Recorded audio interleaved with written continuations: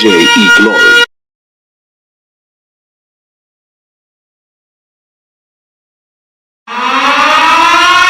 You are listening to Mixologist Radio.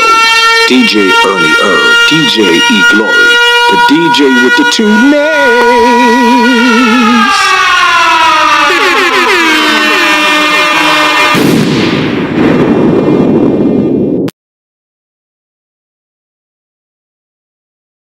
You are listening to Mixologist Radio.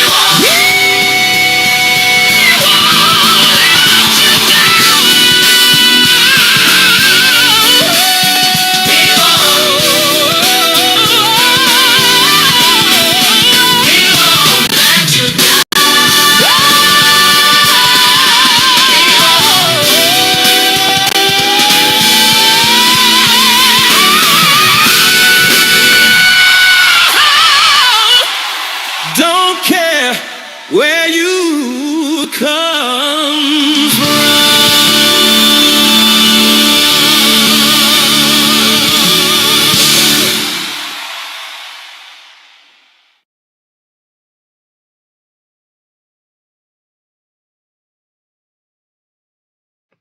On that note, I just want to pay homage to Bishop Dr. Kervy Brown.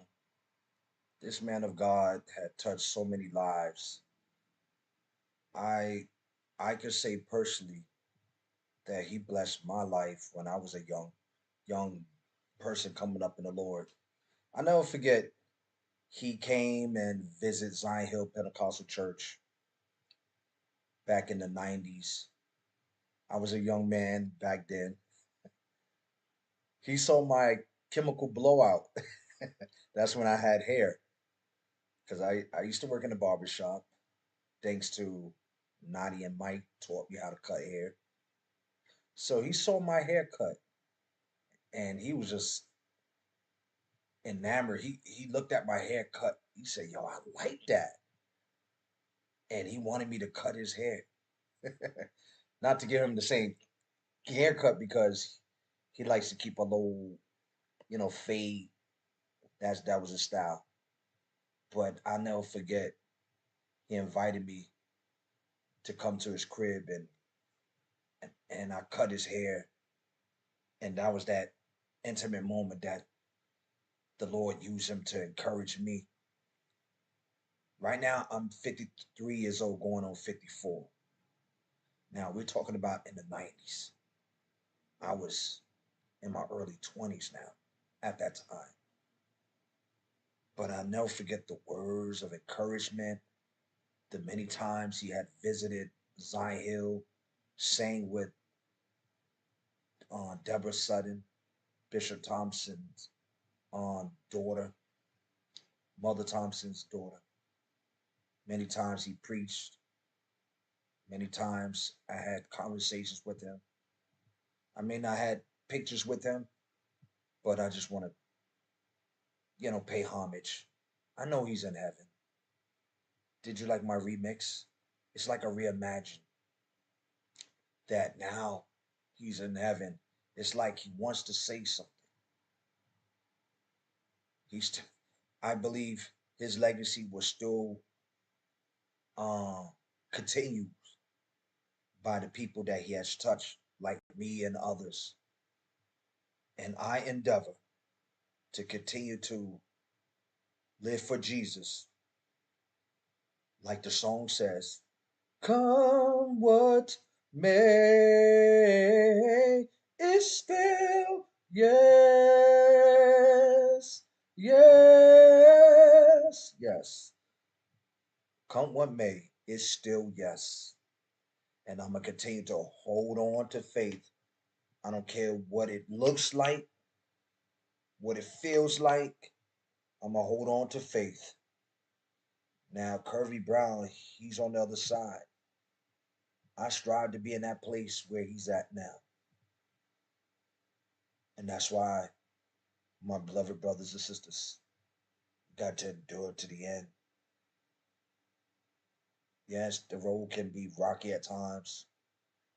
It seems like people are just more angry nowadays. And I have a message to those who want to vent on social media. Take a chill pill for real, fam. Like, come on. Leave these pastors alone, man. For real. Just work out your own salvation with fear and trembling. Let God deal with them. Because when he comes back, he's going to come back and separate the wheat and the tares and the sheep from the goats. He knows who's the real and who's the phony. So leave it up to him. You understand? I just want to tell people that because lately the posts that I be seeing is like it's getting out of hand. But I'm gonna continue to try to use this platform to be more positive. You understand? Y'all know me. I'm very vocal. I'm a vocal person. But I just want to encourage y'all to continue to hold on to faith. And this is my way of paying homage. I couldn't go to the funeral. I was dealing with adversity. If I tell you my adversity, your jaw would drop for real. But I'm not at liberty to discuss. But I could tell you this much: there was a sin in the camp. Thank you, Jesus. You understand? If you only know. But the reason why I'm still standing is by the grace of God. The reason why I'm standing because this man of God, try not to cry on the social media. This man of God, I remember the words that he encouraged me when he lived like almost close to um he was on like on Bronx River. I'll never forget where the six train is at. You understand? You know, and I'll never forget the Lord used him to encourage me. And now I'm 53 years old. I got older now, more wisdom. I'm gonna continue to hold on to faith. I just want to share my personal testimony how this man of God had blessed my life, and not just using my gifts and talents to pay homage. Because y'all know before I came to faith, I was a DJ. I was making music. I'm gonna tell you, my family could tell you that I used to DJ off of cassette tapes. I used to pause and stop and create music. My sisters can tell you. They say, "Yo, this kid is a mad scientist." That's why I'm very creative. I am a very creative person. But this is my way of expressing my divergence to pay homage to a man of God. And I never went to his funeral. But if he had a message to say to us, and this is not narcomancy, it's like if he has a message right now, if you want to tell the world that now Jesus is the real thing.